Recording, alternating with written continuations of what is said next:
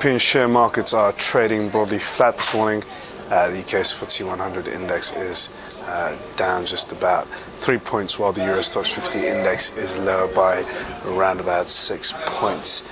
In the currency space, FX markets are subdued on the whole, while in the commodity market, gold is currently up around about $4. Peripheral bond yields are tighter across the board, and in the core government bond space, UK and German government bonds are trading pretty much flat. Good morning, I'm Ishaq, Siddiqi, and welcome to your daily market bite.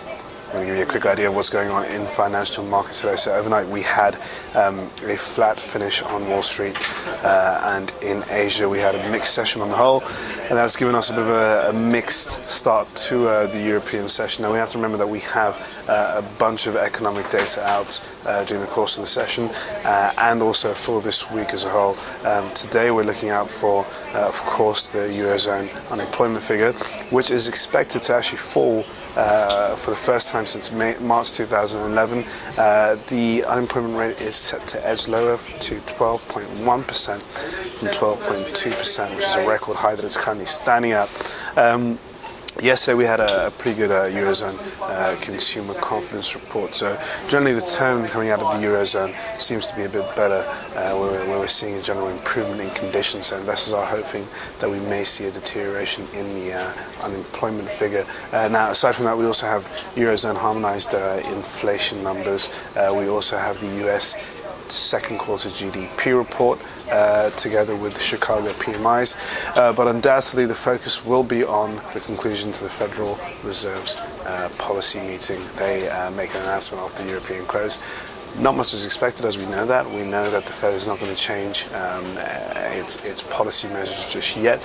However, the real key for the market will be if we can get some sort of idea as to when the Fed may look to taper. Now, Ben Bernanke, the head of the Federal Reserve, he earlier in March did say at his semi-annual testimony to Congress that the US is looking to keep, or the Fed at least is looking to keep a highly accommodative US monetary policy, suggesting that quantitative easing is going to stick around for a little longer than what markets expect. So there's no real immediate fear that we're going to see a withdrawal or an imminent withdrawal of quantitative easing. He was downplaying a lot of the concerns in the market, essentially clearing up a lot of confusion and in many ways what many people call damage control, after he really shook the markets up by telling them that the Fed is looking to cut down the amount of assets it purchases on a monthly basis, which is around about $85 billion.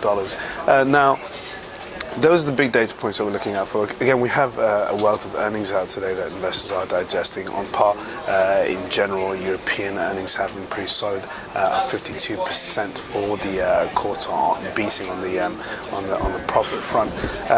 Today we got numbers from BNP Paribas, the French bank, and also the alcohol giant Diageo, who reported a very strong set of numbers, especially for the Johnny Walker label. So there's people out there drinking a lot of whiskey right now, and when it comes to other data signals that we're looking out for, the real key now going into the rest of the week will be the European Central Bank's policy meeting and the Bank of England's policy meeting, both out tomorrow. Ahead of that, what we need to remember is that we also have the big number coming out from the US labor market, the ADP report. That is generally seen as a bit of a precursor before the non-farm payrolls, which come out on Friday. That's the big number from the US that everybody's waiting for. Ahead of that, we are going to be trading slightly cautiously, and also we must remember that it is the end of the month, so we're going to see a bit of window dressing and month-end profit taking. Anyway, that is all for your daily market bite. Thank you for watching, and tune in for another one tomorrow. Cheers.